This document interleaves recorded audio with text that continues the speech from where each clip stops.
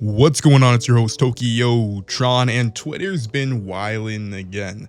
I don't know how we keep coming back to the subject, but today we're talking about Goku versus Saitama yet again. And off rip, He not beating Goku. He not beating Goku. He not beat. Nobody can beat Goku. Who not beating Goku? so first off, I need to do a little bit of a debunk about Saitama's powers, how he works as a character, and the fact that he is not a gag character. So limiter removals in One Punch Man are just what they seem. Simply just a removal of one's limits. This doesn't mean unlimited power or anything of the sort. So in chapter 86, Dr. Genis explains that no matter how much someone trains or strives, there's a limit to their growth. And this is because an overabundance of strength is a burden that can create several complications. So essentially, the god of the world of One Punch Man put limits on each creature's maximum strength, but Saitama has been able to remove his limiter. So what exactly does this mean? Well, it's pretty obvious. It just means that Saitama does not have infinite strength that he can draw upon, but it does mean that theoretically with unlimited training, he would experience unlimited growth. The easiest way to think about this is like an RPG or just any video game in general. So you max out your character, get to level 100 and you're done. But with the limiter removal, you can keep on getting better stats and push past level 100. So this is the main point as to why Saitama does not have infinite strength. He can keep growing indefinitely, but to the same extent, almost every anime MC ever would theoretically have a limiter removal. I mean, they also don't have infinite strength and they may reach plateaus at times, but for the most part, every shonen MC gets stronger the more they fight and train. And they seemingly also don't really have any limits. And for Goku specifically, he definitely has unlimited potential to grow, or his limit is just so unbelievably high that he will never reach it. Next up is how he works as a character and his status as a gag character. So for my last point, it should be blatantly apparent that Saitama is not omnipotent and he doesn't have unlimited power. But next is his status as a gag character. If your argument is that the series name is One Punch Man, or he's the One Punch Man so he always wins in one punch, then you simply just don't deserve an opinion. Okay, so the show is called One Punch Man because Saitama is so strong that he can one-shot most of his enemies. It's not that he has some kind of magical power, some sort of divine protection always saying that he must do this. We see Saitama getting scratched in his fight with Boros, and we see Saitama getting a lot more serious in his fight with Garo. In fact, current Goku could probably beat all of the same enemies that Saitama has with only a flick or maybe even a poke. But anyway, the main takeaway here is that Saitama is not omnipotent, he can't draw upon unlimited strength, he's not a gag character, and he will not always win in one punch. So now that I've explained how Saitama works, how strong is he really? So we have to take a look at Saitama versus Garo and Saitama versus Boros. So Saitama has a move called Serious Punch, which was able to neg one of Boros' blasts. The technique that Boros used was called Collapsing Star Roaring Cannon, and its ability was that it could basically destroy the surface of a planet. So we have Saitama using a Serious Punch, which negs something that has the power to destroy the surface of a planet, and specifically this is just the surface of a planet, not the planet as a whole. Then in his fight with Garo, Saitama grabs the ground, and using a Serious Table Flip, he essentially just flips the surface thousands of meters into the air. So these two things are crazy feats, and Saitama was able to defeat both opponents with relative ease.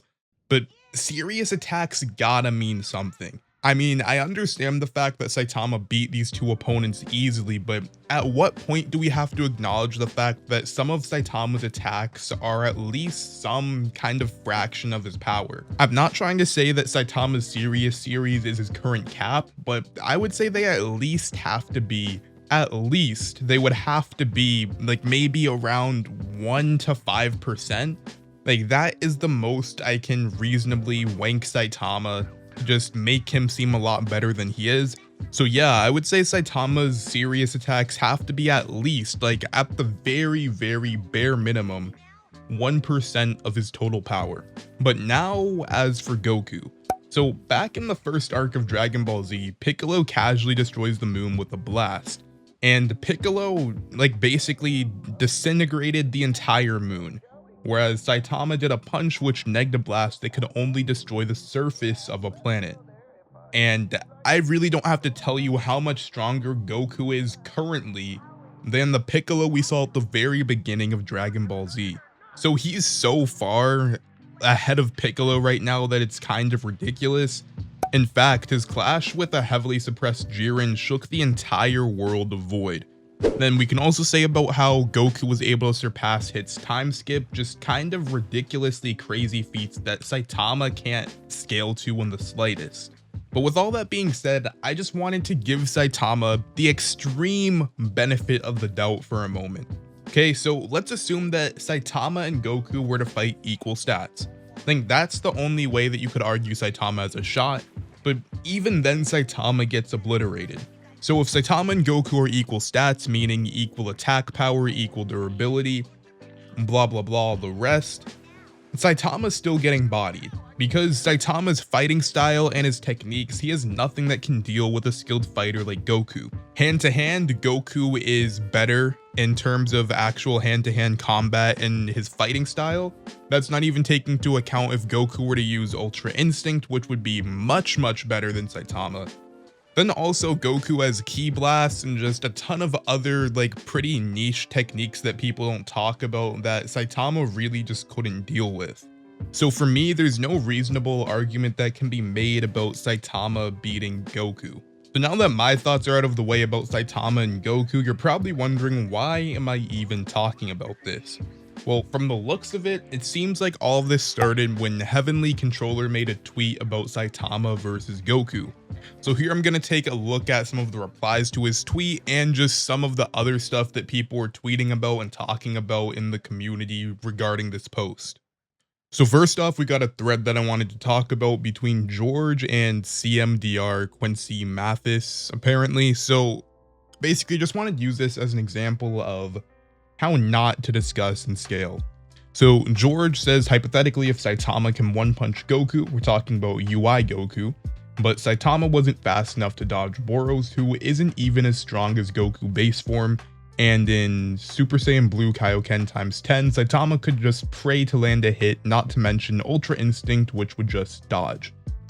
Guess kind of an okay statement. Then CMDR responds saying every hit he takes, he tanks because he wants to. He punched away a Planet Buster with minimal effort, no screaming, no charge up, no expression at all. Not only did he cancel Boros' collapsing star cannon, he exceeded it by a great margin and used no stamina. He deflected a Planet Buster whilst bored and mildly irritated. Not saying he'd for sure beat Goku, especially Ultra Instinct Goku, but definitely end with both of them being impressed. Okay, so a couple of things that I also just kind of need to say about this. So this whole planet busting thing, it's not really a feat in Dragon Ball. We can say that Saitama is able to punch away someone who was a planet buster using no stamina and not being interested. So the thing about this is planet busting is very irrelevant in Dragon Ball at this point. I think like even Krillin can planet bust.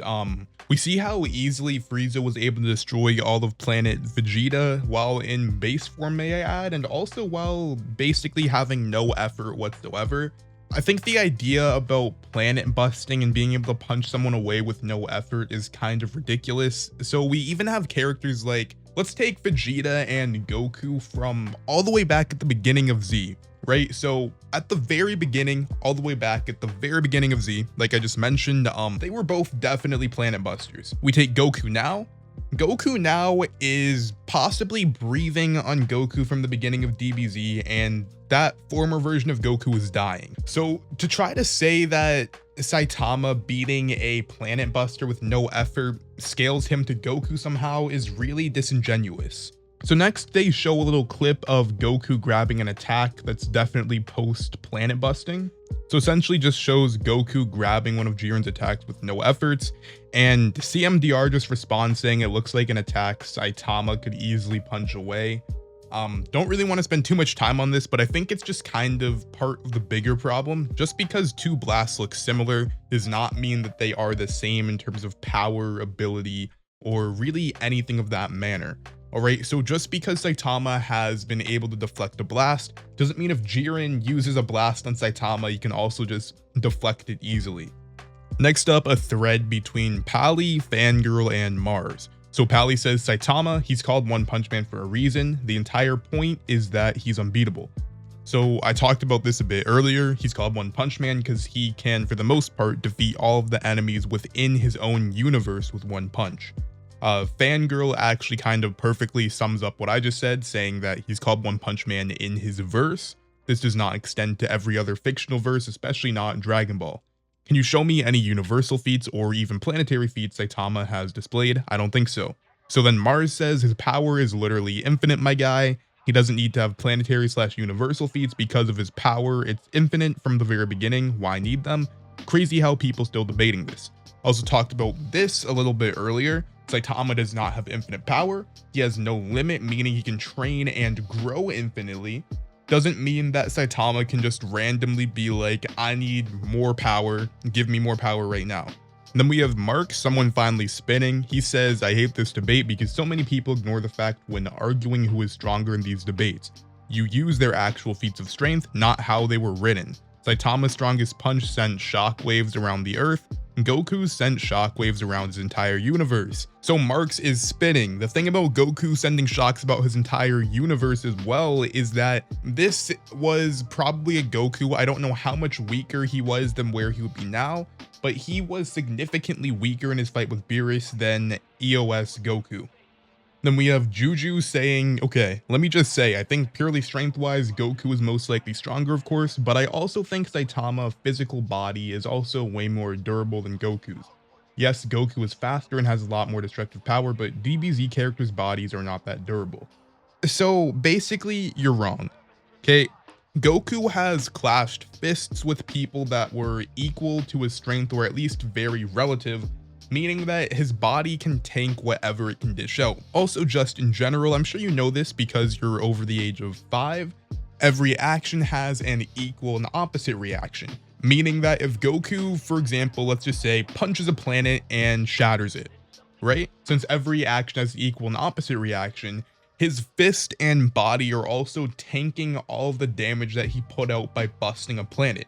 Meaning if I destroy a planet with my fist, my durability at the bare minimum on my fist and my arm supporting my fist are also planet level durability, if that makes sense. And I think I'll end off the Twitter segment with the wise words of Yusuke Trap Lord Urameshi ! As he says, Saitama gag character? Nah, but you can gag on my if you think he beaten Goku. Anime has gags all the time, but they're not taken seriously. If so, then Chi-Chi universe level because she beaten on Goku for leaving the house. Yes sir, Urameshi spittin'. I mean, perfect way to put it. There were so many more tweets about this, but that's gonna be it for the video. Hit that subscribe button with a serious punch 3 times, and while you're down there, you might as well go ahead and drop a like. See you in the next one. I didn't care about being better than Kakarot. I didn't care about being a Super Saiyan.